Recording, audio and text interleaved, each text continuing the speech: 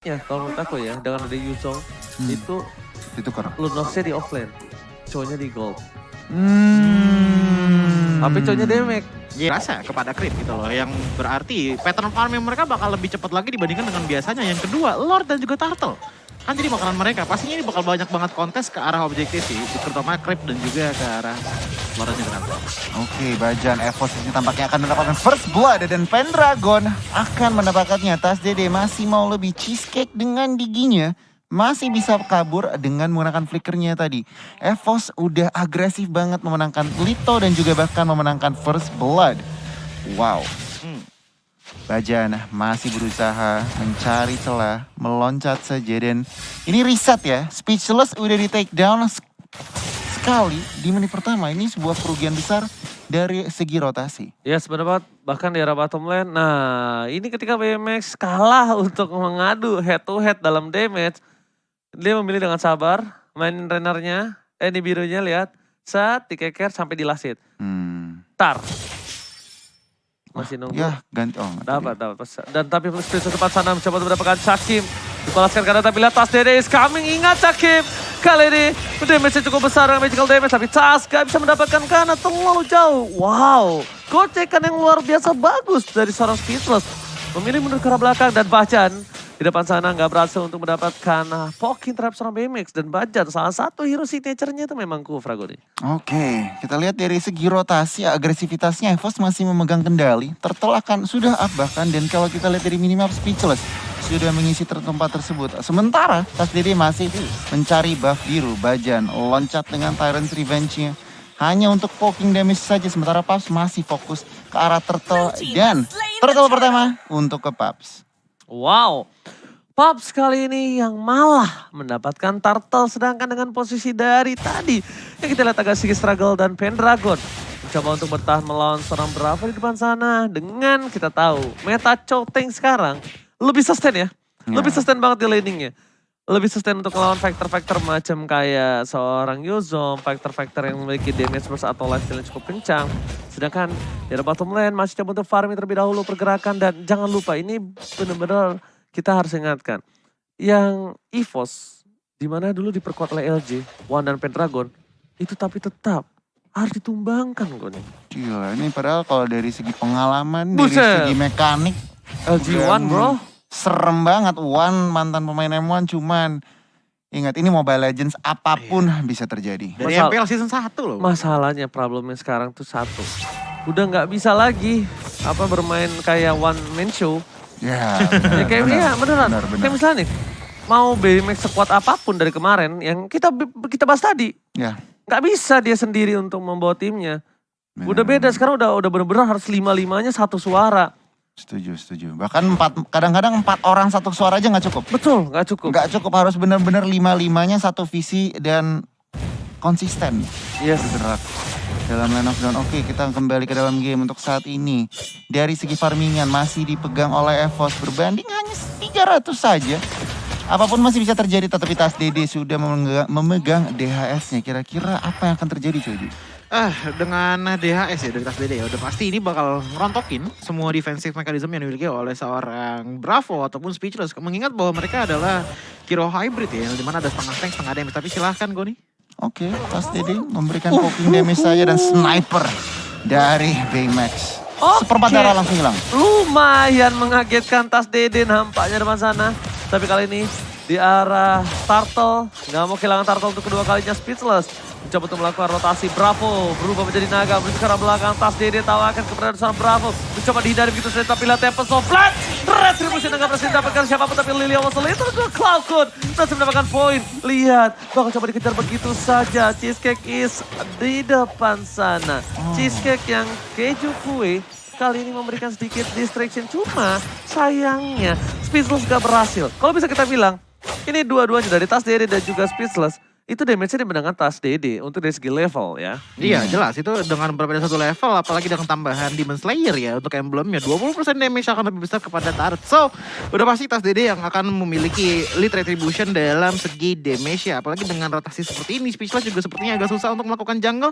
Mengingat dengan level Tas DD yang seperti ini dia sangat-sangat mudah sekali untuk invasi ke arah buffnya entah itu dari orange ataupun dari purple buffnya. Oke, tapi lihat di arah bottom lane bakal coba ditukar oleh tim dari PUBG. Nampaknya BMX coba untuk melakukan poking. Seperti yang kita tahu, Beatrix bermain objektif gaming.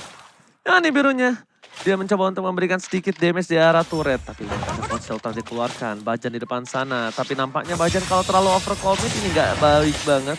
Masih ada time journey, that's why Bajan memilih untuk mundur. Tapi reverse time-nya lama-lama bukan ngeselin tapi menyebalkan ya Goni. Bener banget, jadi bikin susah untuk komit, ngilangin momentum juga. Dan ini sebenarnya defense yang cukup baik dari teman-teman EVOS. Mengapa? Karena lihat satu turret berhasil didapatkan di atas, sementara PUBG masih berusaha, masih struggling untuk mendapatkan bot lainnya. Oke, kemarin gue sempat coba main gameplay gini nge-turret.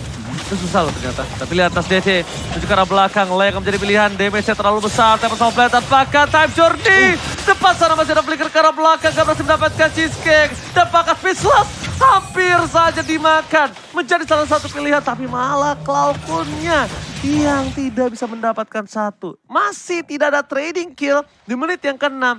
Classy match benar-benar luar biasa dari EVOS dan juga PUBG. Mereka tidak mau ada yang sama sekali rugi sedikit pun. Ini silakan Beri. Oke, kita lihat Bravo dengan Black Dragon formnya akan mendapatkan 1 kill, hampir 2 dengan lifesteal-nya. Tetapi Bravo cukup baik juga sebenarnya defense-nya. Tadi gue mau ngomong kalau misalkan ini menarik 2 team fight terakhir nggak ada casualty. Ya. Padahal hampir bisa dibilang tim fight 4 lawan 4, 5 lawan 5. Sementara kali ini di bagian tengah kira-kira apa yang akan terjadi sih sebenarnya Choji? Sebenarnya gini sih, kalau misalkan kita lihat dari pressure-nya, dari teman-teman EVOS sebenarnya yang tadi selalu menginisiasi pressure kepada teman-teman dari PUBG gitu loh. Dicoba untuk nge-bait fight di arah top lane, bottom lane-nya pun begitu juga dengan ceritanya. Tapi balik lagi, PUBG juga melakukan defense dengan sangat-sangat baik dan bahkan sudah ada inisiasi nih. Oh my god, Terrorets gak kena terhadap seorang tembok. Dan sedangkan itu Tas DD masih berada di arah top lane. Menjaga pergerakan, mencoba dengan retribution yang bakal coba diadu. Dan berhasil, 1 poin retri yang sangat-sangat mal dari Tas DD. Membuat Speechless kali ini benar-benar terdiam, tak bisa berkata lagi. Mereka kehilangan lagi 1 buah turtle. Depan sana time journey dikeluarkan. Pendragon berada di garis belakang tadi tutup di sini. Tempest of Blade menuju ke arah para pemain dari tim PUBG. Ternyata di sana Bravo dan juga BMX harus mundur. Mereka kehilangan 2 player penting, Lei dan juga Cheesecake yang bisa mengatur tempo tim fight dan tim EVOS Icon.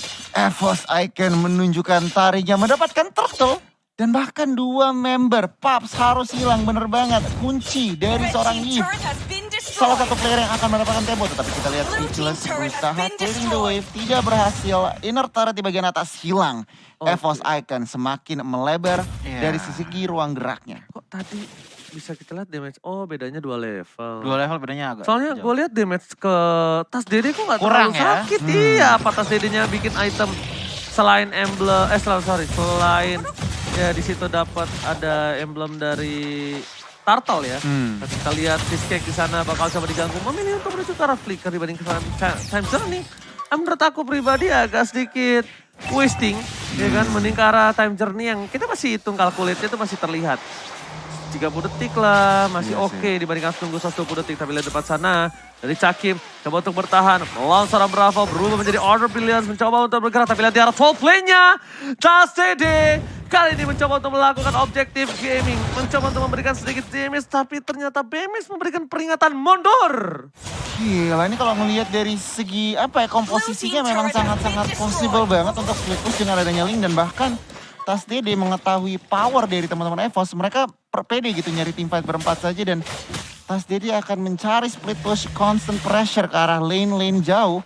Dan PUBG harus mencari cara untuk ngebalikin keadaannya sih Choji.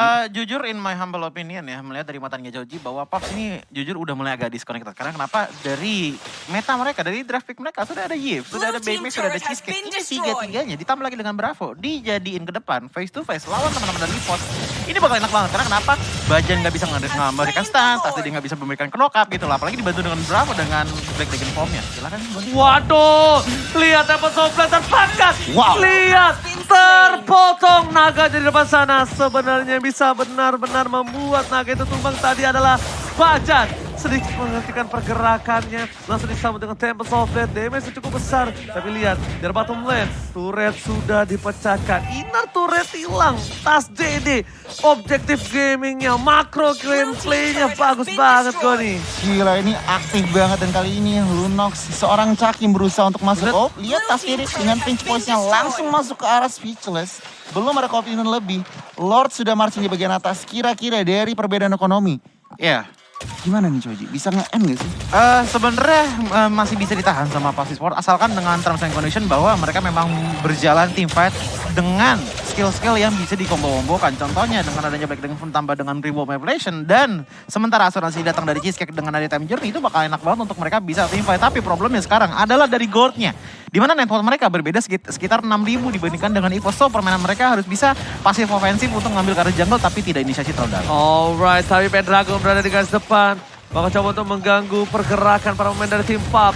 Satu yang harus mereka perhatikan, tas DD kali ini benar-benar bermain objektif dengan cukup baik. Tapi lihat Bravo membuka berada di garis depan. Petrify masih dimiliki dari seorang Bravo dan ternyata itu hanya mengusir mundur. Sedangkan informasi yang cukup mahal sudah didapatkan. Tidak ada naga, nggak ada naga. Pasti itu udah dikumandangkan oleh para pemain dari tim EVOS Icon. Wow, sedikit waste resource juga ya bisa dibilang ya. Cuman memang dibutuhkan constant pressure karena balik lagi, kalau nggak di zoning bisa aja EVOS mencari yang namanya celah. Kalau ngeliat dari item, silakan. Iya jelas banget tadi kenapa Karinanya dari Speechless tidak ada damage karena memang dari Karinanya dari first itemnya aja langsung ke Radiant Armor dan baru ke Thunderbolt. So tadi di arah top lane pun damage datang kepada CD pun masih nggak berasa. Apalagi dengan perbedaan network sekitar 4.000 justru sekarang. Membuat teman-teman dari Puffy Sport juga sangat-sangat kekurangan damage sekali. Yang datang damage besar itu datang hanya dari Beatrix saja. Alright, tapi flicker kali ini gagal. Masih ada Time Journey. Tergocek oleh seorang Cheesecake. Kita lihat World Manipulation mereka terperangkap di 4 orang.